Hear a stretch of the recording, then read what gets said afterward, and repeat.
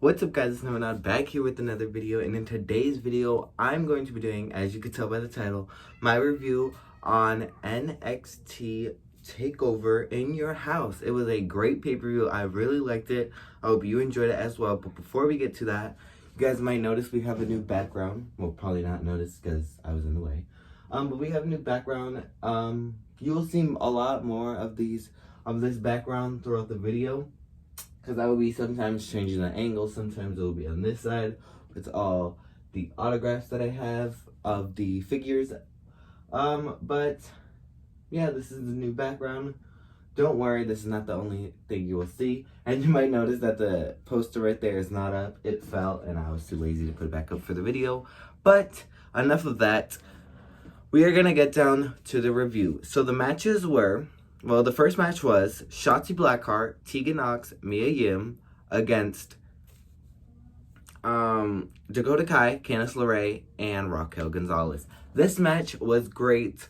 There was a lot of high-flying moves. There was a lot of surprises. I thought the team with Candice LeRae was going to win. Even though I said Shotzi, Tegan, and Mia in my predictions video, I felt like Candice LeRae's team was going to win. But Shotzi Blackheart, Team Mia Yim, I should say, won the match. And I think this, even though it wasn't a one-on-one match, I think this was kind of like a number one contenders match for who is next for Io Shirai. Now that we know Io Shirai is the new NXT Women's Champion.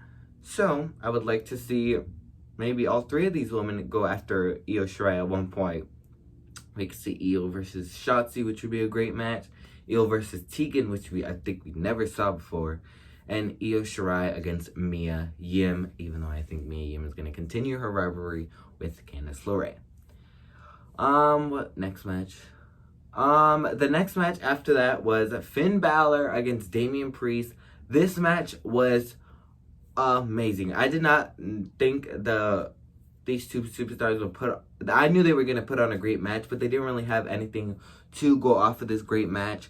So it exceeded my expectations. We've seen Damian Priest take that awful spot on the steel steps where his lower back just hit the bottom of the steel steps, and we've seen Finn Balor walk away with the win. And I would love to see Finn Balor maybe go after the NXT Championship. You never know. And become the third person to hold the NXT title twice. Next up, we have Keith Lee against Johnny Gargano.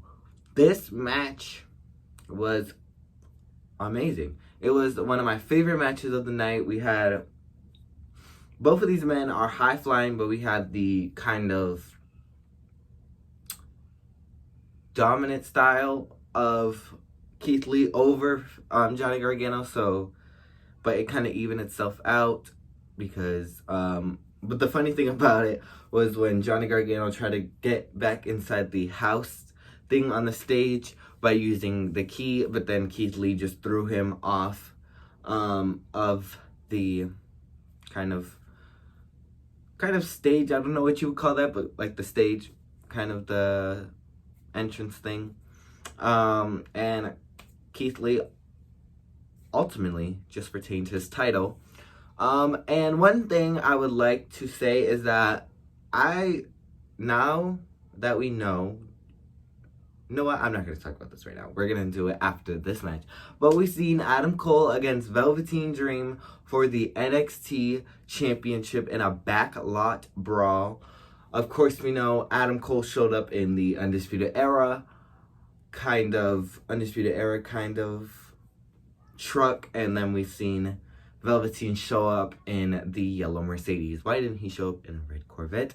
I do not know. But if you guys did not know this, but the outfit that Velveteen was wearing, it was kind of like a homage or a tribute to what Roddy Piper wore against Goldust in the backlot bra. I believe that backlot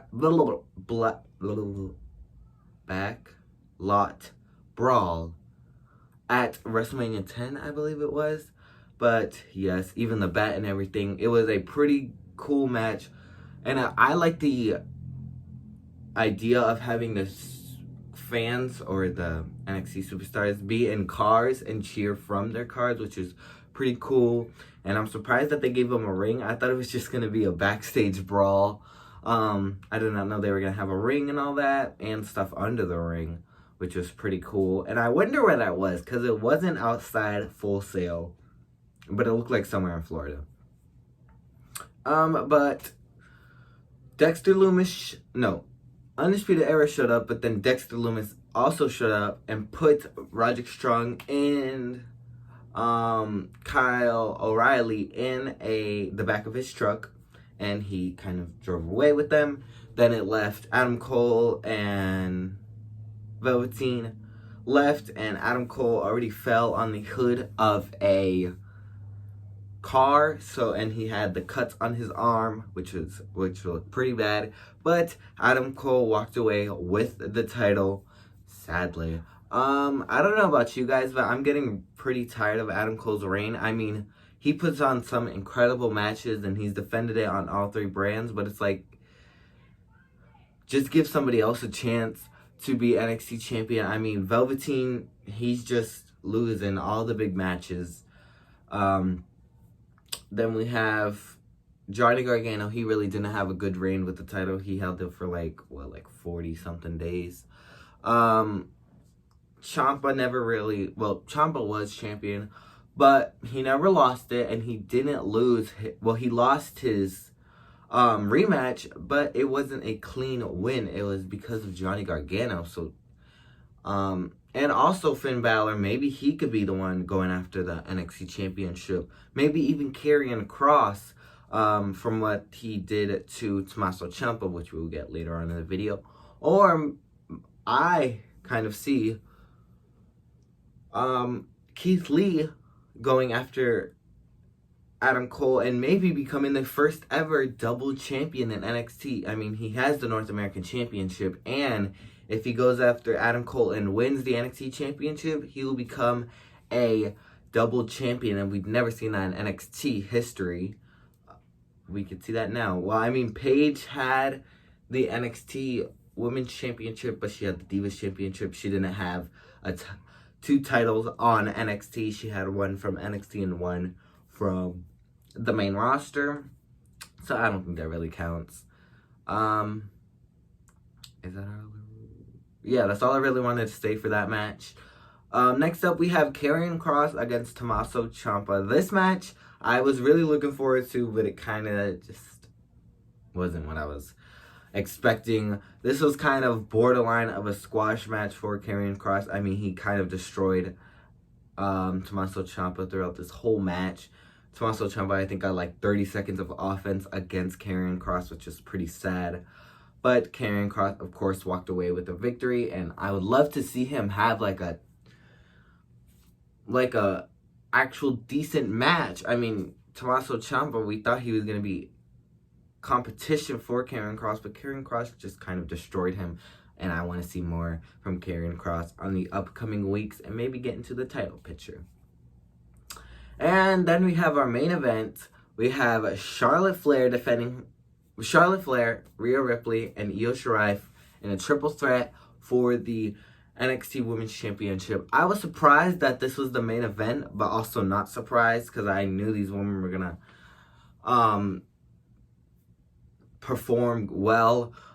We have the athleticism from Charlotte, and then we have the power from Rhea Ripley, and we have the high-flying agility from Io Shirai. So this was a great mix, and they said the women haven't main evented since Sasha Banks and Bayley in 2015, so I think this was long overdue. And this match was great. They even went to the entrance stage and used what was up there. And we finally got to see the crowning of the new NXT Women's Champion, Io Shirai. It was great to see Io Shirai finally get the title after so long. She should have won it against Shayna Baszler last year.